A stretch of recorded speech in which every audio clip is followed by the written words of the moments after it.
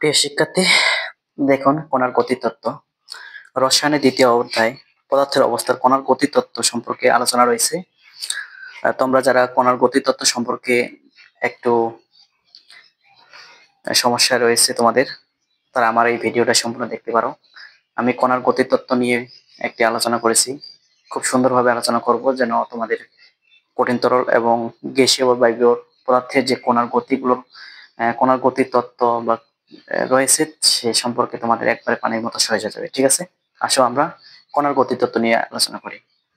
কণার গতিতত্ত্ব যে একটা সংখ্যা পাওয়া যায়, মূলত আন্তঃকণা আকর্ষণ শক্তি কণাগুলোর গতিশক্তি দিয়ে পদার্থের কঠিন তরল ও গ্যাসীয় অবস্থায় ব্যাখ্যা করা তত্ত্বকেই কণার গতিতত্ত্ব বলে। এখন কথা হচ্ছে আন্তঃকণা আকর্ষণ শক্তি কাকে বলা হয়, আন্তঃকণা আকর্ষণ শক্তি কাকে বলা হয় এবং কণাগুলোর গতিশক্তি কাকে বলা হয়।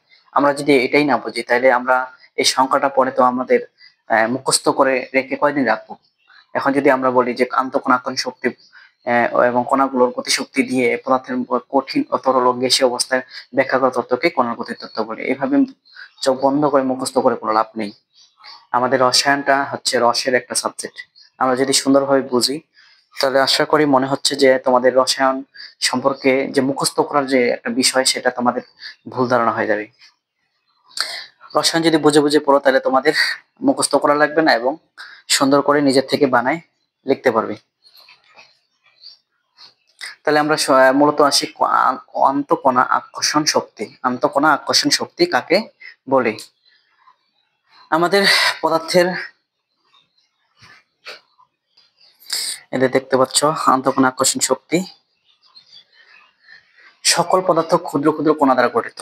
যেমন এই একটা পদার্থ, এটা একটা পদার্থ, পানি একটা পদার্থ, পানি যেমন পানি পানি একটা পদার্থ, ঠিক আছে, H2O। তাহলে কি প্রত্যেকটা পদার্থই ক্ষুদ্র ক্ষুদ্র কণা দ্বারা গঠিত। যেমন হাইড্রোজেন অক্সিজেন মিলে পানির সৃষ্টি হয়েছে। তাহলে কি বলা হয়েছে? সকল পদার্থ ক্ষুদ্র ক্ষুদ্র কণা দ্বারা গঠিত। এই কণাগুলো একে অপরকে আকর্ষণ করে। তার মানে কি এই যে ডাস্টার, এই যে কলম, বই, এগুলো যে একটা পদার্থ, এগুলো পদার্থ প্রত্যেকটা পদার্থই ক্ষুদ্র ক্ষুদ্র কণা দ্বারা গঠিত। কি কি ক্ষুদ্র ক্ষুদ্র কণা দ্বারা গঠিত। এই যে কণাগুলোর একটা কিন্তু গতি রয়েছে, নিজস্ব একটা কি গতি রয়েছে।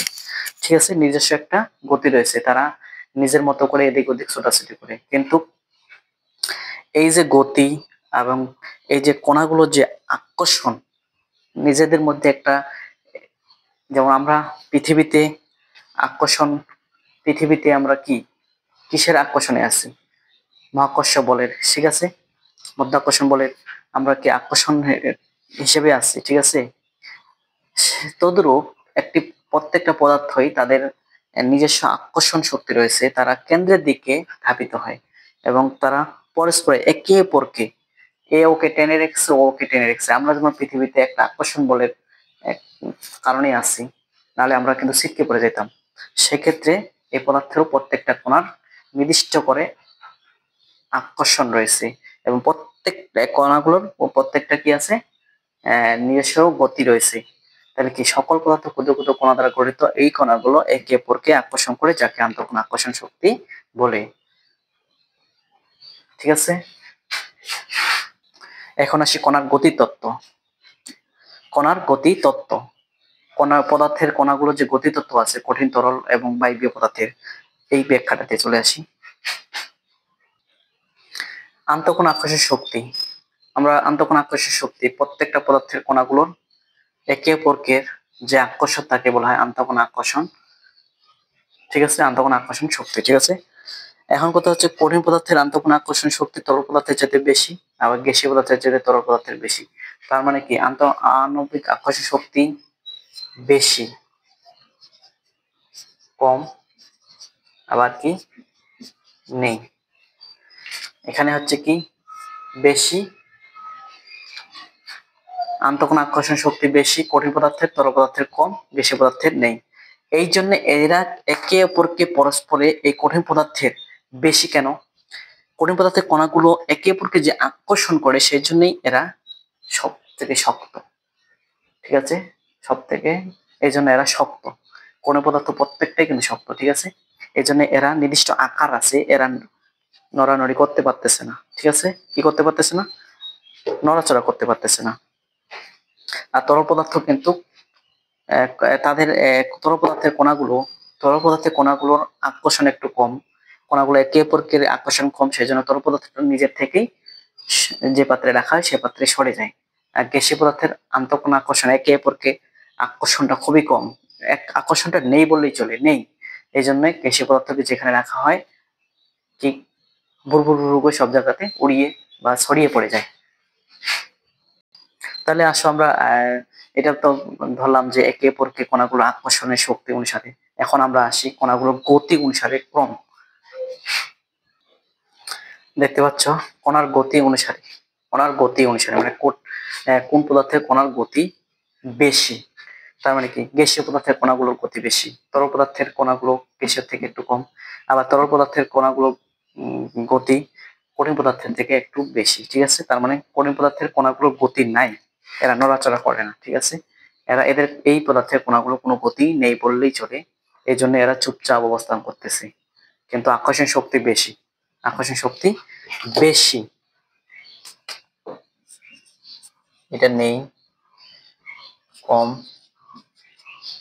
বেশি, দেখো এটাতে নেই, গতি নেই বললেই চলে, কম, বেশি। আর তরল পদার্থের তরল গতি আছে বলেই, কম গতি আছে বলে আস্তে আস্তে তরল পদার্থটা সব জায়গাতে ছড়িয়ে পড়ে যে পাত্রে রাখা হয়, এবং গ্যাসীয় পদার্থের কণাগুলো গতি বেশি, এদেরকে খালি পাত্রে রাখা হলে বুদবুদ করে সব জায়গাতে উড়িয়ে যায়, নিজের থেকেই উড়ে চলে যায়, ঠিক আছে। তাইলে কণার আকর্ষণ, আন্তঃকণা আকর্ষণ শক্তি অনুসারে কঠিন পদার্থের বেশি, তরল পদার্থের কম, গ্যাসীয় পদার্থের নেই। কণার গতি অনুসারে কঠিন পদার্থের কণার গতি বেশি না নেই, তরল পদার্থের কম, গ্যাসীয় পদার্থের বেশি। এটা হচ্ছে কণার গতি তত্ত্বের আলোচনা, ঠিক আছে।